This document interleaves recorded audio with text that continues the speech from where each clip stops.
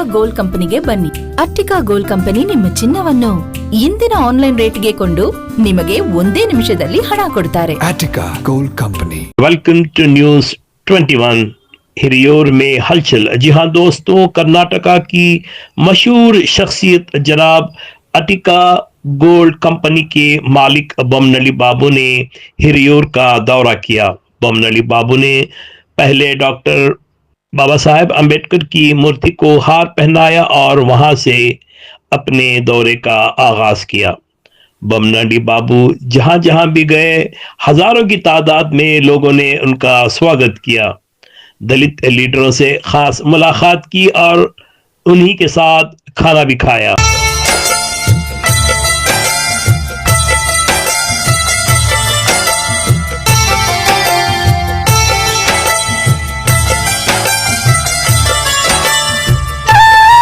क्या मंदिर, क्या मस्जिद और क्या मठ, हर जगह लोगों ने दुआएं देते रहे।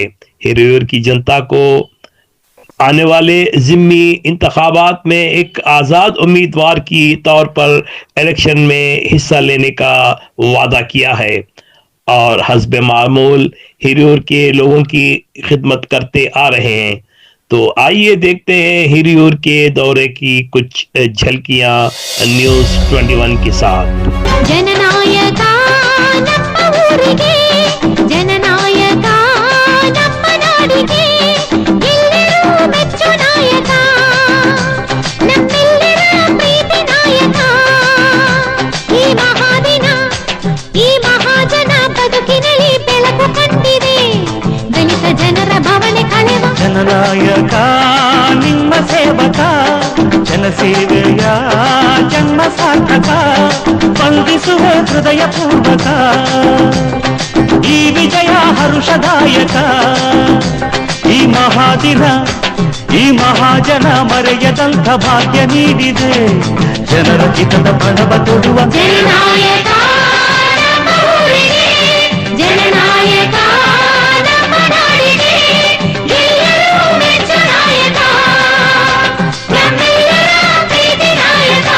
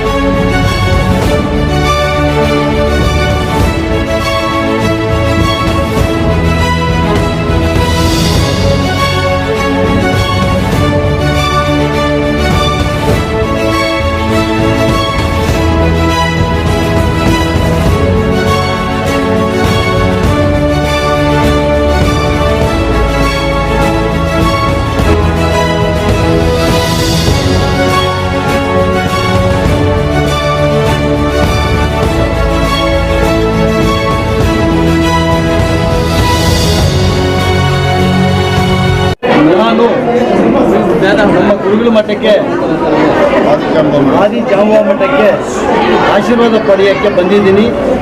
ನಮ್ಮ ಇಬ್ಬರು ಗುರುಗಳು ಕೂಡ ಮನಸ್ಫೂರ್ತಿಯಿಂದ ನನಗೆ ಆಶೀರ್ವಾದ ಮಾಡಿದ್ದಾರೆ. ಹಿರಿಯೂರು ಅನ್ನೋದು ಒಂದು ಗ್ರಾಮ ಪ್ರದೇಶ. ನಾನು 10 ವರ್ಷಗಳ ಮುಂಚೆ ಏನು ನೋಡಿದ್ದೀನೋ ಹೆಚ್ಚು ಕಮ್ಮಿ ಏನು ದೊಡ್ಡ ಬದಲಾವಣೆ ಕಾಣ್ತಾ ಇಲ್ಲ, ಅದು ಹಂಗೆ ಇದೆ. ನೋಡಿ, ನಮ್ಮ ಶುಗರ್ ಫ್ಯಾಕ್ಟ್ರಿ ಕಳೆದ 20 ವರ್ಷಗಳಿಂದ ಬಂದಿದೆ. ಇದು ಶುಗರ್ ಫ್ಯಾಕ್ಟ್ರಿ ಕೂಡ ಅದು ಓಪನ್ ಮಾಡೋಕ್ಕಾಗಿಲ್ಲ. ಇಂಥ ಹಲವಾರು ಕೆಲಸಗಳಿದೆ ಇಲ್ಲಿ. ಖಂಡಿತ ನಾನು ಬಂದು ಈ ಜನರ ಜೊತೆಲಿ ಬಂದು ಇವ್ರ ಸಮಸ್ಯೆಗಳನ್ನ ಪೂಜೆ ಮಾಡೋಕ್ಕೆ ನನಗೆ ಆಗುತ್ತೆ ಅಂತ ನಂಬಿಕೆ ವಿಶ್ವಾಸ ಇದೆ. ಆ ವಿಶ್ವಾಸ ತಗೊಂಡು ನಾನು ಮುಂಬರುವ ದಿನದಲ್ಲಿ ನೋಡ್ರಿ, ನನಗೆ 3 ಪಕ್ಷಗಳಲ್ಲೂ ಕೂಡ ಹೈಕಮಾಂಡ್ಗಳು ಚೆನ್ನಾಗಿದ್ದಾರೆ. ಬಟ್ ನಾನು ಹಿರಿಯೂರಿಗೆ ಬರ್ತಾ ಇರೋದು, ನಾನು ಮೊದಲೇ ಹೇಳಿರೋಂಥ ಅವತ್ತು ಅದೇ ಹೇಳಿದೆ ಇಂಡಿಪೆಂಡೆಂಟ್ ಬರ್ತೀನಿ ಅಂತ. ಇವತ್ತು ಅದೇ ಮೂಡಲ್ಲಿ ನಾನು ಇಂಡಿಪೆಂಡೆಂಟೇ ಬರ್ತೀನಿ. ಎಲ್ಲರೂ ಮನಸ್ಸು ಗೆದ್ದು ನಾನು ವಿಧಾನಸೌಧ ಹೋಗೋ ಕೆಲಸ ಮಾಡ್ತೀನಿ. ಸಂಪರ್ಕನ ಜಾಸ್ತಿ ಮಾಡ್ತೀನಿ, ಗ್ರಾಮ ವಾಸ್ತವ ಮಾಡ್ತೀನಿ, ಗ್ರಾಮ ಜನರ ಹತ್ರ ಮಾತಾಡ್ತೀನಿ. ಎಲ್ಲ ಗ್ರಾಮ 320 ಹಳ್ಳಿಗಳಿದೆ, 32 ಗ್ರಾಮ ಪಂಚಾಯತ್ಗಳಿದೆ. ಅದೇ ನಗರಸಭೆಯಲ್ಲಿ 30-31 ನಗರಸಭೆ ವಾರ್ಡ್ಗಳಿದೆ.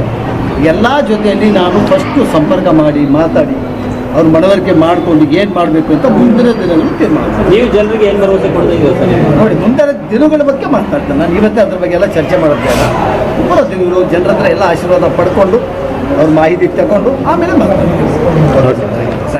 ಗೋಲ್ಡ್ ಕಂಪನಿ ಮಾಲೀಕರು ಕಾಮನಹಳ್ಳಿ ಬಾಬು ಭಾರತದೇಶಾದ್ಯಂತ ಅವರು ಒಂದು ಗೋಲ್ಡ್ ಕಂಪನಿ ಅವರು ನಡೆಸ್ತಾ ಇದ್ದಾರೆ. ಜೊತೆಗೆ ಸಮಾಜದ ಮುಖಿಯಾಗಿ ಕೆಲಸ ಮಾಡ್ತಾ ಇದ್ದಾರೆ.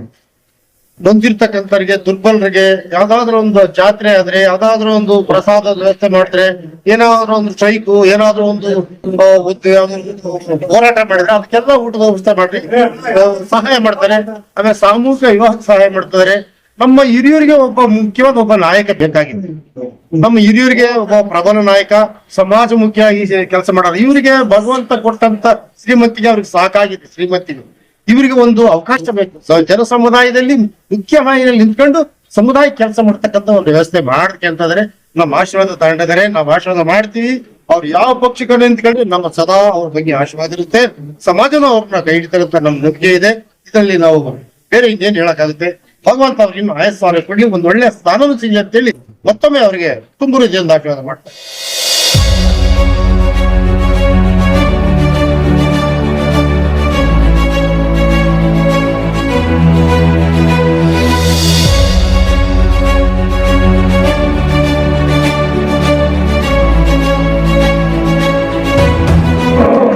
ಇಲ್ಲೇನು ನಾವೆಲ್ಲ ಪರಮ ಪೂಜ್ಯ ಆದಿಜಾಂಬವರ ಮಠದ ಪರಮ ಪೂಜ್ಯ ಗುರುಗಳಿಗೆ ಪಾದಗಳಿಗೆ ನಮಸ್ಕಾರ ಮಾಡುತ್ತಾ, ಪವಿತ್ರವಾದ ಸಂವಿಧಾನವನ್ನು ನಮಗೆ ಕೊಟ್ಟಿರುವಂತಹ ಡಾಕ್ಟರ್ ಬಾಬಾ ಸಾಹೇಬ್ ಅಂಬೇಡ್ಕರ್ ಅವರನ್ನು ಮನದಲ್ಲಿ ನೆನೆಸುತ್ತಾ, ಏನು ಇವತ್ತು ಎಲ್ಲ ಧರ್ಮ ಗ್ರಂಥಗಳಿಂದ ಯಾವುದಾದ್ರೂ ಶ್ರೇಷ್ಠ ಗ್ರಂಥ ಇದೆ ಅಂತಂದ್ರೆ ಅದು ಪವಿತ್ರವಾದ ಸಂವಿಧಾನ ಅಂತದನ್ನ ಅನಿಸಿಕೆ ನಾನು ಅದನ್ನ ಒಪ್ಪಿಕೊಂಡಿದ್ದೀನಿ.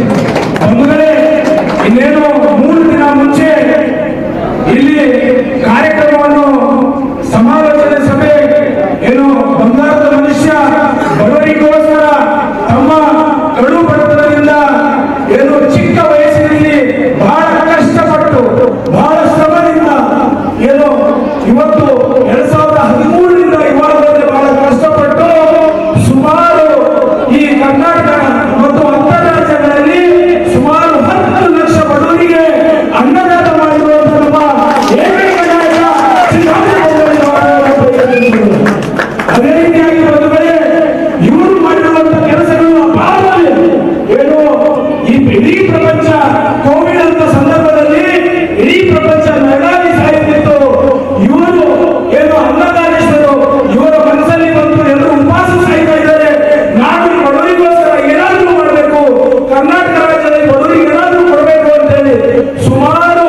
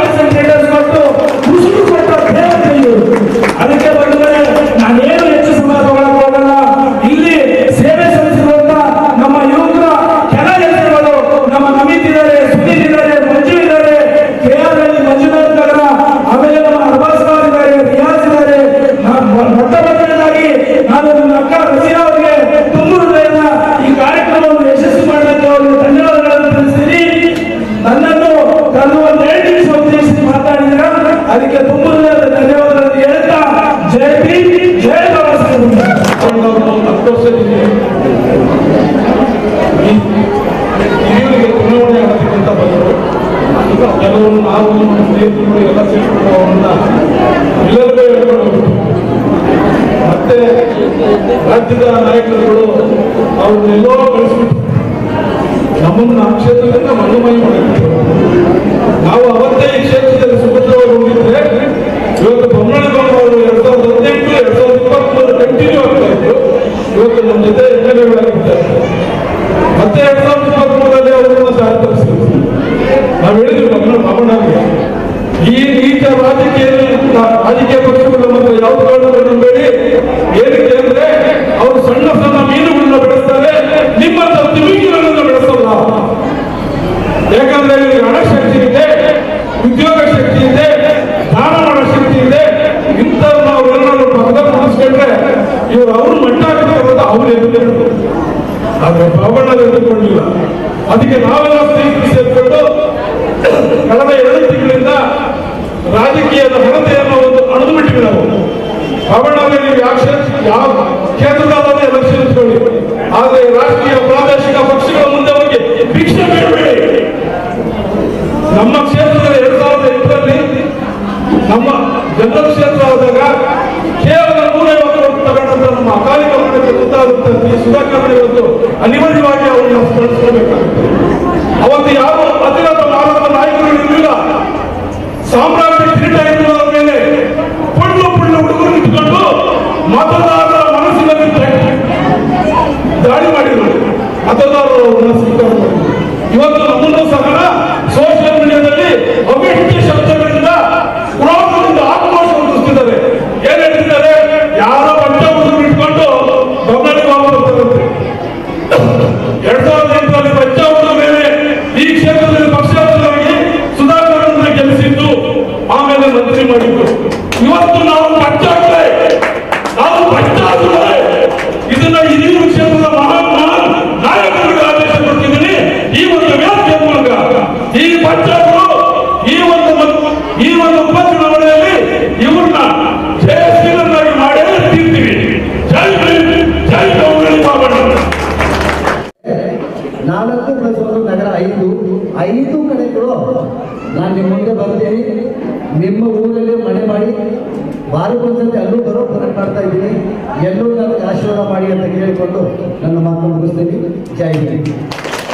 ಸಣ್ಣ ಸಣ್ಣ ಸಮಾಜಗಳಿಗೆ ಬಲಗೈ ಆಗಬೇಕು ಅನ್ನೋ ಉದ್ದೇಶ ಇಟ್ಕೊಂಡು ನಮ್ಮ ತಾಲೂಕಿಗೆ ಅವರು ಇಷ್ಟು ದೊಡ್ಡ ಶ್ರೀಮಂತರಾಗಿದ್ರೂ ಕೂಡ ಅವರು ವಿಧಾನಸಭಾ ಚುನಾವಣೆಯಲ್ಲಿ ನಾನು ಗೆದ್ದು ವಿಧಾನಸಭೆಗೆ ಹೋಗಿ ಈ ಜನಗಳಿಗೋಸ್ಕರ ದುಡಿಬೇಕು ಅನ್ನೋಂಥ ಒಂದು ಉತ್ತಮವಾದಂಥ ಉದ್ದೇಶ ಇಟ್ಕೊಂಡು ನಮ್ಮ ಕ್ಷೇತ್ರಕ್ಕೆ ಅವರು ಬಂದಿರೋದ್ರಿಂದ ಮೊದಲನೇದಾಗಿ ಅವರಿಗೆ ನಾನು ಧನ್ಯವಾದಗಳನ್ನು ಹೇಳ್ತೀನಿ.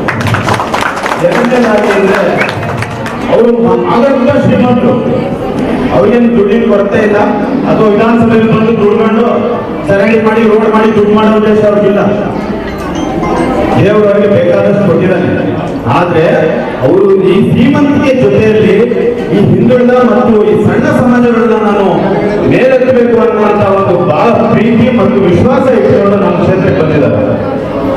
ಅವರ ಈ ಆಸೆನ ಈಡೇರಿಸಿಕೊಟ್ರೆ ಅವರಿಗಿಂತ ಹೆಚ್ಚಾಗಿ ನಮಗೆ ಲಾಭ ಆಗುತ್ತೆ ಅನ್ನುವಂತ ಒಂದು ಮಾತನ್ನ ನಾನು ಹೇಳಿ ಈ ಕ್ಷಣದಲ್ಲಿ ಬಯಸ್ತಾ ಇದ್ದೀನಿ. ನಮ್ಮ ಸ್ವಾಮಿಗಳು ಹೇಳ್ತಾ ಇದ್ರು, ಎಲ್ಲ ಜಾತಿ ಮತ್ತು ಜನಾಂಗ ಧರ್ಮಗಳನ್ನ ಒಟ್ಟಿಗೆ ತಗೊಂಡೋಗ್ಬೇಕು ಅನ್ನೋಂಥ ಒಂದು ಬಹಳ ದೊಡ್ಡ ಆಶೆಯನ್ನ ಇಟ್ಕೊಂಡಿರುವಂತ ನಾಯಕರು ಇವರು ಅಂತ ಹೇಳ್ಬಿಟ್ಟು, ಇಂಥ ನಾಯಕರನ್ನ ನಾವು ಬಳಸ್ಕೊಂಡ್ರೆ ಬಹುಶಃ ಮುಂದಿನ ದಿನಗಳಲ್ಲಿ ನಮ್ಮ ಕ್ಷೇತ್ರಕ್ಕೆ ಒಳ್ಳೇದಾಗುತ್ತೆ ಅಂತ ನಾನು ಭಾವಿಸ್ತಾ ಹೆಚ್ಚು ಮಾತಾಡೋಕೆ ಸಮಯ ಇಲ್ಲ. ಮುಂದಿನ ದಿನಗಳಲ್ಲಿ ಮಾತಾಡೋ ಅವಕಾಶ ಸಿಕ್ಕಾಗ ಅವರ ಬಗ್ಗೆ ಪೂರ್ಣ ಪ್ರಮಾಣದ ಮಾಹಿತಿಯನ್ನು ಹಂಚ್ಕೊಳ್ತೇನೆ. ಅಷ್ಟು ಮಾತಾಡಲಿಕ್ಕೆ ನನಗೆ ಅವಕಾಶ ಮಾಡಿಕೊಟ್ಟಂತ ನಿಮ್ಮೆಲ್ಲರಿಗೂ ನಮಸ್ಕಾರ ಹೇಳ್ತೇನೆ. ಮುಂದಿನ ದಿನಗಳಲ್ಲಿ ನಮಗೂ ಒಳ್ಳೇದಾಗುತ್ತೆ. ಇದೊಂದು ಭಾಗಕ್ಕೆ ಮಾತ್ರ ಇವರಿಂದ ದಾನ ಧರ್ಮ ಆಗಿದೆ ಅನ್ನೋದು ಹೇಳೋದಕ್ಕಿಂತ ನಾವು ಇಡೀ ಕ್ಷೇತ್ರನೇ ಮಿಂಚುತ್ತಾರೆ ಅನ್ನೋಂಥ ಒಂದು ನಂಬಿಕೆ ನಮಗಿದೆ. ಇದನ್ನ ಮಾಡಿಕೊಡ್ತಾರೆ. ಇದನ್ನ ನಡೆಸ್ಕೊಡ್ಬೇಕು ಅಂದ್ರೆ ನಾವು ಕೂಡ ಅವರಿಗೆ ಬಗೆಯಾಗಿ ನಿಂತು ಅವರನ್ನ ಗೆಲ್ಲಿಸಿ ಚುನಾವಣೆಯಲ್ಲಿ ವಿಧಾನಸಭೆಗೆ ಕಳಿಸ್ಕೊಟ್ರೆ ನಮ್ಗೆ ಒಳ್ಳೇದಾಗುತ್ತೆ ವಿನ ಅವರಿಗಿಂತ ಹೆಚ್ಚಾಗಿ ನಾವು ಗೆದ್ದಂತೆ ಆಗುತ್ತೆ ಅಂತ ಹೇಳ್ತಾ ನನ್ನ ಮಾತನ್ನು ಮುಗಿಸ್ತೀನಿ. ಜೈ ಹಿಂದ್ ಜೈ ಕರ್ನಾಟಕ. ಅವರ ವಸ್ತ್ರಾಗಿತ್ತು ಡೈರಿ ಬರುಬರ್ತಾ ಯಾವ ಹಿಡಿದಾಡಿದ್ರು ಕ್ಷೀಣಿಸಿಬಿಟ್ಟು ಗಟ್ಟಿಯಾಗಿದೆ. ಇದರಲ್ಲಿ ಹಿರಿಯೂರು ತಾಲೂಕಿನ ಮಾದಿಗ ಸಮಾಜದ ಮಾಹಿತಿ ಇದರಲ್ಲಿದೆ. ನಾನು ಈ ಕಳೆದ 3-4 ದಿವಸದಿಂದ ಲಕ್ಕೇನಹಳ್ಳಿ, ಪಿಲಾಲಿ, ಗಿಂದಾವರ, ಮಾವಿನಮಡು 4-5 ಊರುಗಳಲ್ಲಿ ನಾನು ಸಂಪರ್ಕ ಇಟ್ಟು ಇವತ್ತು ಬಂದೆ. ಇವತ್ತು 9 ಗಂಟೆಗೆ ನಾನು ಬಂದೆ. 4 ದಿವಸ ನಾನು ಹಳ್ಳಿಗೆ ಪ್ರವಾಸ. ನಾನು ಪ್ರತಿ ಹಳ್ಳಿಗೆ ಹೋಗಿ ಈ ಡೈರಿ ಹೋಗ್ತೀನಿ. ಈ ಡೈರಿಯಲ್ಲಿ ಎಲ್ಲ ಸಂಪೂರ್ಣ ಅಡ್ರೆಸ್ಸು, ಮಾಹಿತಿ, ವಿಳಾಸ, ಫೋನ್ ನಂಬರ್ ಇದೆ. ನಾವು ಏನಾದರೂ ವಿಚಾರ ತಿಳಿಸ್ಬಿಟ್ಟು ಅವ್ರಿಗೆ ಫೋನ್ ಮಾಡ್ತೀವಿ. ನಮಗೇನಾದರೂ ಹೇಳ್ಬೇಕಾದ್ರೆ ಅವ್ರು ಫೋನ್ ನಂಬರ್ ಕೇಳ್ತಾರೆ, ಒಬ್ಬರಿಗೊಬ್ಬರು ಕಮ್ಯುನಿಕೇಟ್. ಅದರಿಂದ ಈ ಮಾಹಿತಿ ನಮ್ಮ ತಾಲೂಕಿನ ಮಾಹಿತಿಗಳಿಗೆ ಒಳ್ಳೆಯದಾಗಿದೆ.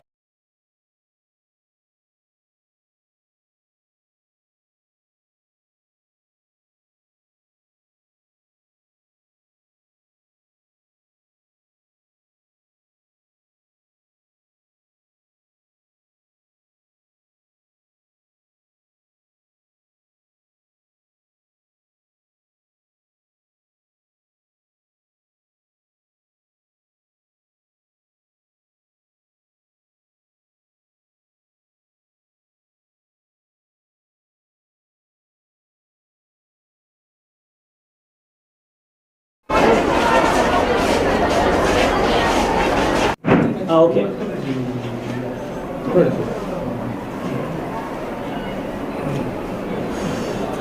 ಅಪ್ಡೇಟ್ ಕೊಡಿ.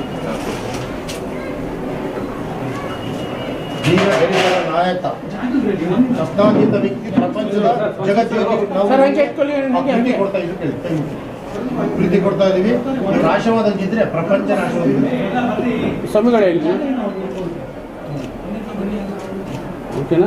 ಓಕೆ, ಒಂದು ನಿಮಿಷ ಇರಿ ಸರ್. ಉನ್ನತ ಪದವಿಯನ್ನು ಅದು ಕೈಲಿ ಕೂಡ ಎಲ್ಲ ನಿಮಗೆ ಈಗ ತಗೊಳ್ಳಾಕೋದಿಲ್ಲ. ಅದು ಕೈಲಿ ಅಂಬೇಡ್ಕರ್ ಅನ್ನು ನೆನಪು ಮಾಡುವಂಥದ್ದು ಆ 2 ಶಕ್ತಿಗಳ ಮಧ್ಯೆ ಗೋಲ್ಡ್ ಕಲರ್ ಉಳಿಸಿದ್ರು.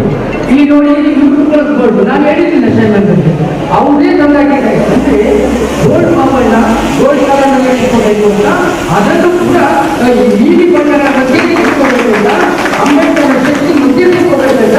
ಹಾಗಾಗಿ ಇವತ್ತು ಅಂಬೇಡ್ಕರ್ ಅವರ ಶಾಸನ ಇವತ್ತು ಬಾಬಣ್ಣನ ಜೊತೆಗಿದ್ದಾರೆ. ಅವರ ಆಸೆ ಕೆಲಸಗಳು, ಅವರ ಗುರಿಗಳು ಮುಂದೆ ಹೇಳ್ತಾರೆ.